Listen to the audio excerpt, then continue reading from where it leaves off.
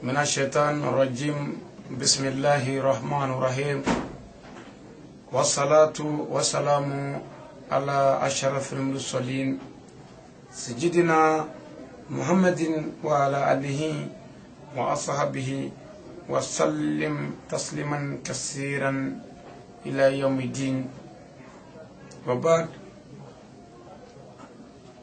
السلام الله عليكم ورحمة الله تعالى وبركاته يا إخوة في الدين. قال الله تعالى في القرآن الكريم العظيم: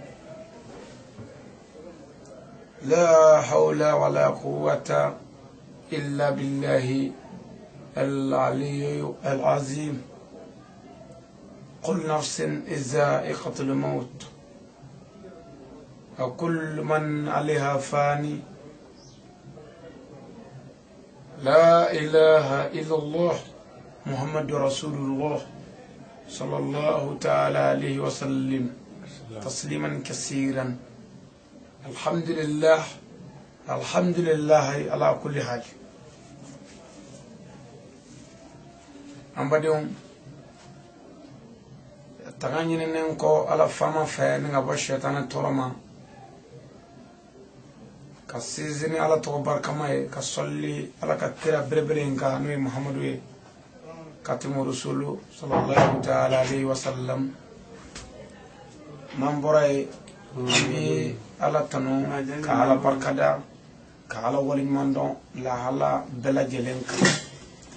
ni mumini here soro abi ala tanu ni mumini toro soro abi ala tanu ala ka qur'ani aya ko mumini kanga ala tanu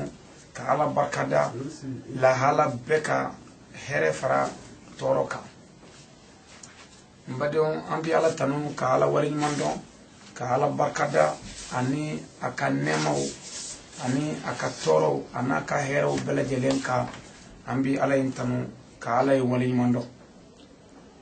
mbadon o kofe ala ko qur'ane kono la hawla wala quwwata illa billahi al-aliyyu al-azim. Siti jonye fangati jona dawaliti jonyere fere fuite mo shibulu fana kera ala. Rien ne peut rien ne sert à rien sauf Allah le tout-puissant et le sage. Mbadion ni Qur'an aya jelen ibo do ko seti moye ni fasara iba do ko seti ni bashu dalen fle iba do seti ni muso fatura iba do seti ni din sara iba do seti ni kera fandan iba do seti to mo shita kanu igage fandan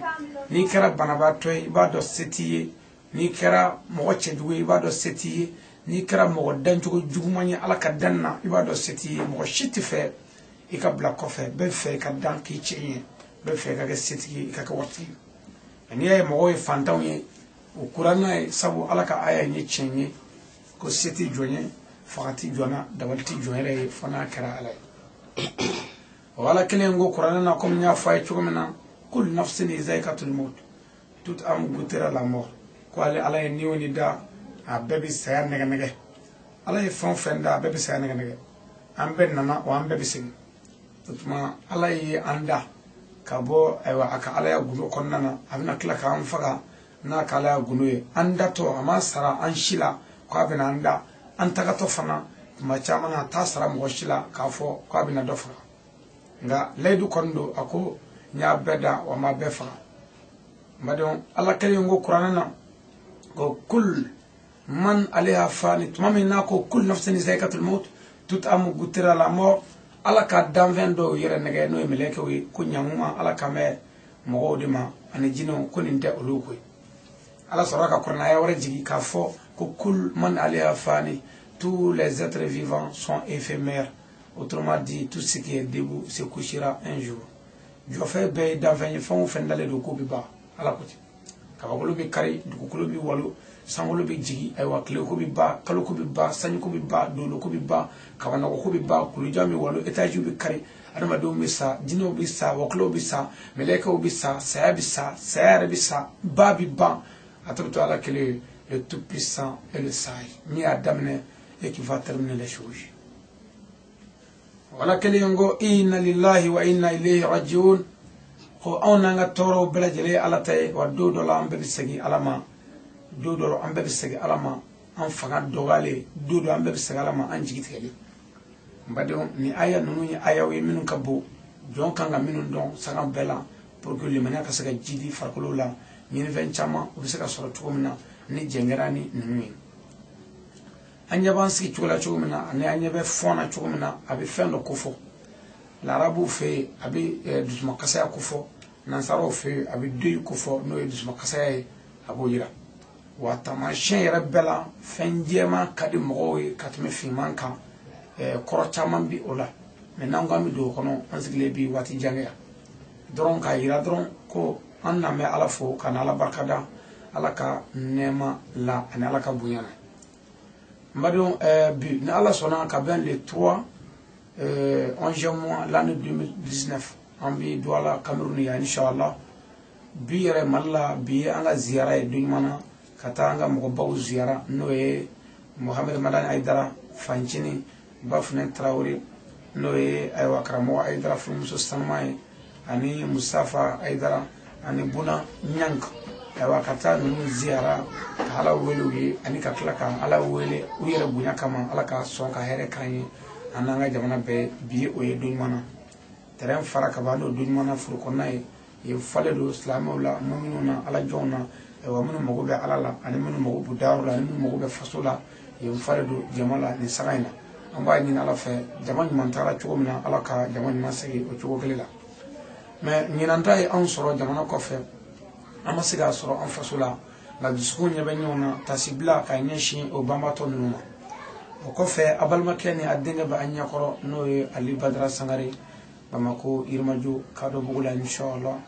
ala ka dine nyefo bado no wajuli kala ka mo blasra ni chenya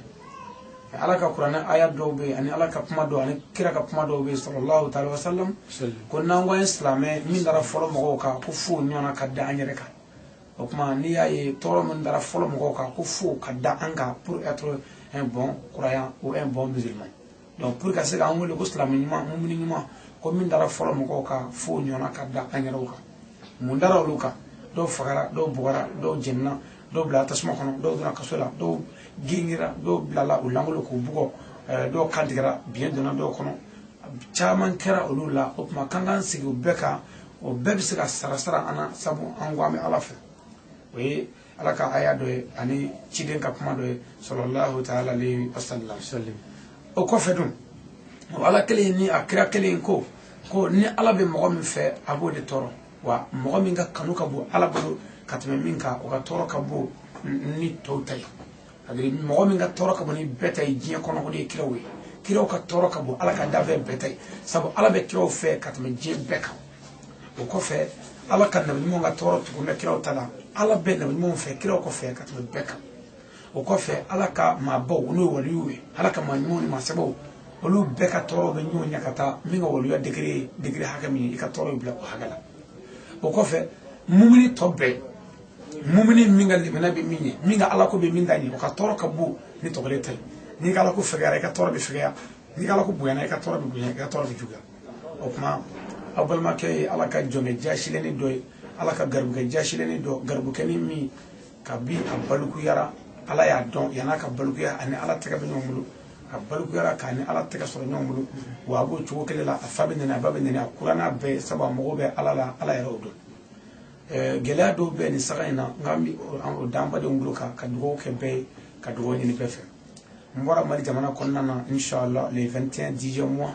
l'année 2019 les 21 10e mois 2019 mbora nyin ko ji bene jamana ma kutunu mbado mbora dumi wele kando srala konga muso sabana na Fatmata Aidara ko fargambi ala adekunendo asaganendo banabala utarane do rasula le 21 ni orchestra la ka 22 orchestra la le 23 10e mois 2019 zera kutunu le 24 wele ko lafia donin kera ewa siri musoka banana ko alafia ko sebe ngomi ala tan ka ala barkada ka ala wali mando mbora jahadi de kama mais mbora on wala la ko musumangena do ka agla ko yanga segi mais ne ba don segiliti fenya ala kala tigala abfaka minke donc déjà on mbora ala ka jahadi kama kaba ko flenti li ala ka de be mumni europe mabe anni ayantoro sabu ala yɛrɛ tɔgɔ ye ko kanuɲɔgɔn tɔɔrɔ masa a bɛ mɔgɔ min fɛ a b'o de tɔɔrɔ a b'o to ɲɔgɔn k'o lajɛ ni a y'a sɔrɔ i b'ale fɛ tigitigi o tuma le 24 u ye wele kɛ k'ale lafiyara o le 24 kelen n bɔra Cotonou ka avion ta aéroport la ka na jigin Douala ye n jiginna Douala n yɛrɛ ye jarabi minnu sɔrɔ aéroport la ala de b'o hakɛ dɔn n b'a dɔn ka sari mumuni ni tɔɔrɔ ni tɔɲɔ don hali ni i ka bon ala bɛ fitinin bila kuma dɔ la k'i lamaga k'i lajɛ k'i lajɛ i bɛna mun kɛ i bɛna mun fɔ aéroport la an ye mankan dɔw kɛ an faamaw a nana ko dɔ ni batara ko dɔ la u nana an ka papiyew minɛ ka kuma caman caman fɔ an ye wariw sara ye ala de b'o hakɛ dɔn pour que an ka se ka an ka passeport ka se ka sɔrɔ donc nin bɛɛ ye ala ka jarabiw de ye k'a sɔrɔ ayiwa ni caman ka passeport bɛ yen i b'a sɔrɔ fɛn bɛ n da la min ka fisa o ta ye mais o tɛmɛna mais ala mago bɛ mumuni de la k'a tɔɔrɔ sanga bɛɛ la sabu ala jɔn o bɛ kaso la k'a to yɔrɔ bɛɛ i k'a dɔn an bɔra o tɔɔrɔ kɔnɔ le 24 le 25 u ye n wele 24 n sera Douala yan 25 u ye n wele ko n denmuso dɔ bɛ yen n denmuso filanan ko a man kɛnɛ ko bana in ka jugu kosɛbɛ a bɛ joli la donc ko vraiment bana in ka jugu kosɛbɛ ko tɔɔrɔ b'a kɛ cogo cogo ko a jalen b'u bolo a bɛ ka ɲɛjɛ bɔ a tɛ ka se ka foyi kɛ n ko a ye taa n'a ye dɔgɔtɔrɔso la dɔw ka hakilila kun y'o don n ka segin sabu bana in juguyara an ka segin an ka n'a ɲɛnabɔ mais ala ye min latigɛ ne ka segin tɛ foyi ɲɛ o la ala mago bɛ min na a b'o de kɛ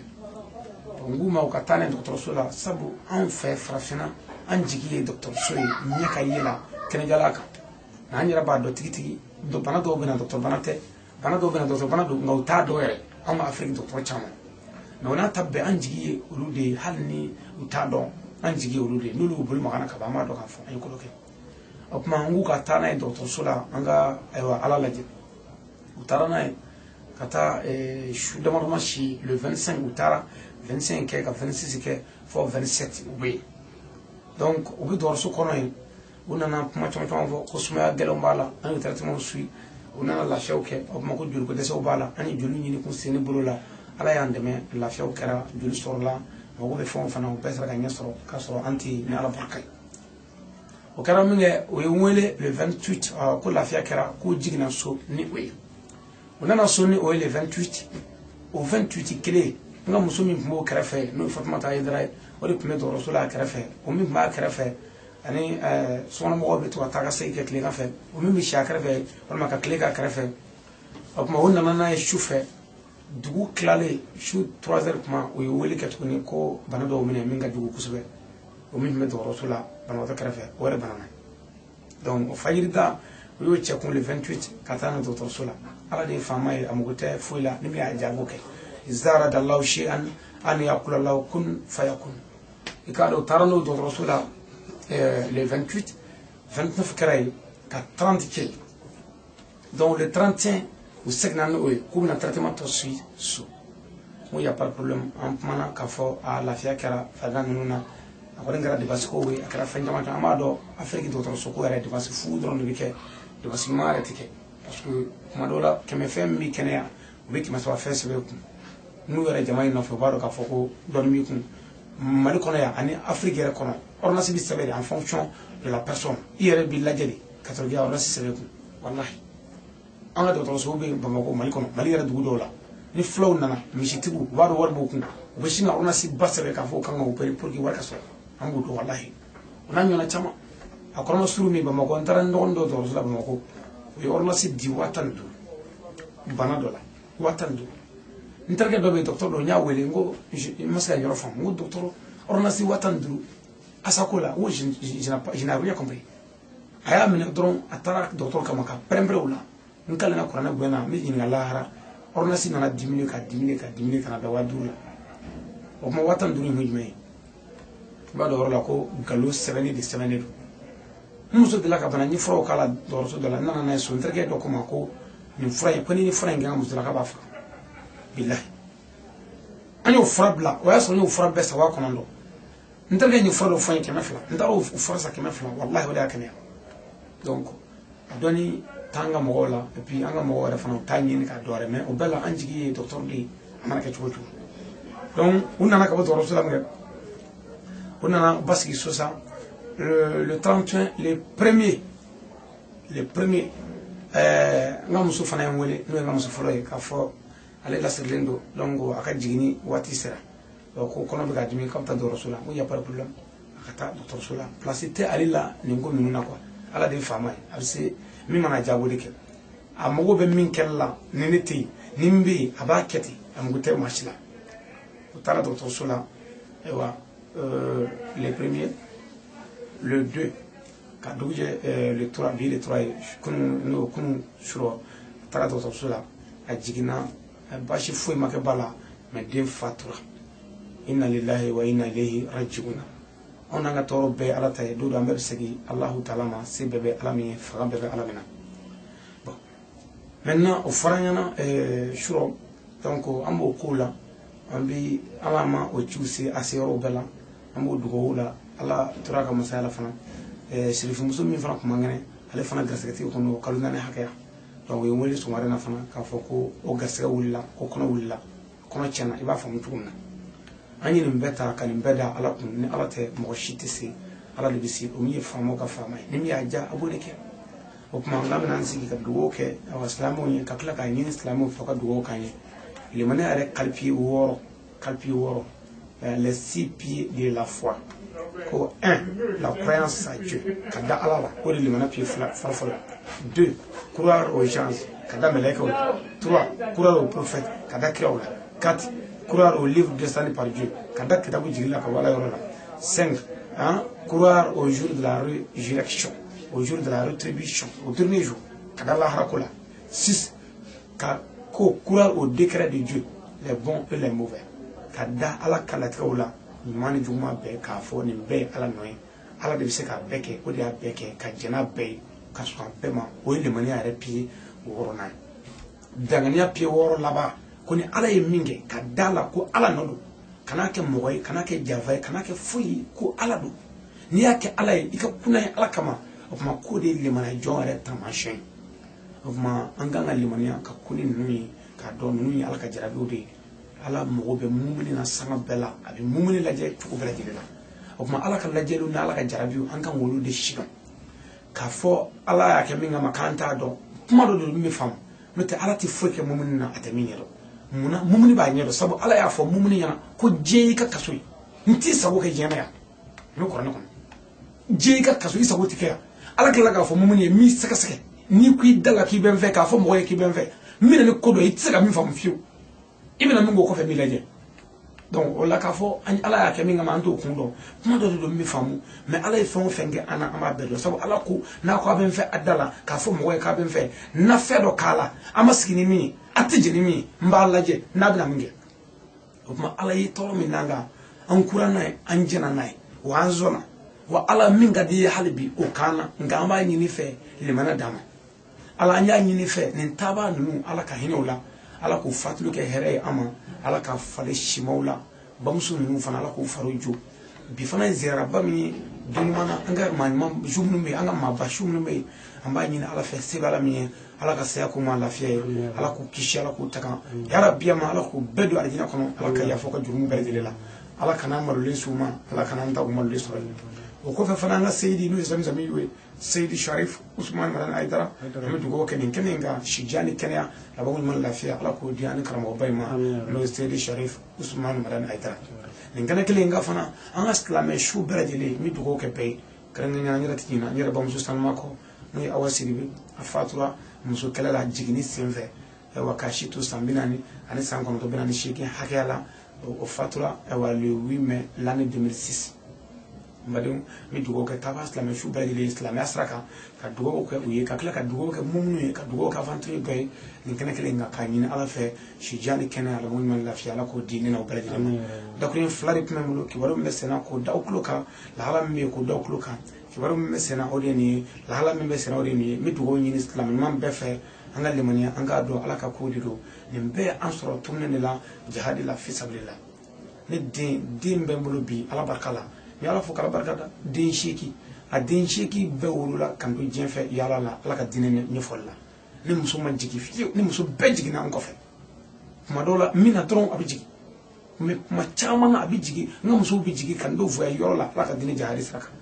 o kuma jihadi sɛgɛn b'a la ɲani b'a la tɔɔrɔ b'a la bi amwalakum wa anfusakum a bɛ kɛ ni nin nabolo ye o kuma tɔɔrɔ min bɛ d'an kan o la an ka segin ala ma ni kira ko sallallahu alaihi wasallam ni mɔgɔ min den sara n'i y'a da ala kun k'o den fatulen ninnu bɛ kɛ lahara don dalilu ye ka jɔn kisi ka i tila fɛn caman na o kuma an k'u da ala kun an k'u segin ala ma an k'a dɔn nin ye ala ka jarabiw ye ka da an kan k'an filɛ an bɛna mun kɛ bon ala an jɛna n'a ye an y'a ɲini fɛ limaniya yɛrɛ ala k'a di dina o bɛɛ lajɛlen ma allahumma rabbana atina fi dunya hasana wa fil akhirati hasana wa qina azaban nar rabbana la tuzigh qulubana ba'da idh hadaytana wa hab lana minna ladunka rahmatan innaka antal wahhab allahumma lakal hamdu kama yanbaghi li jalali wajhika al-karim al-walazim sultanika subhana rabbika rabbil izzati amma yasifun wa salatu wa salam ala mursalin walhamdulillahi rabbil alamin assalamu alaikum wa rahmatullahi wa barakatuh.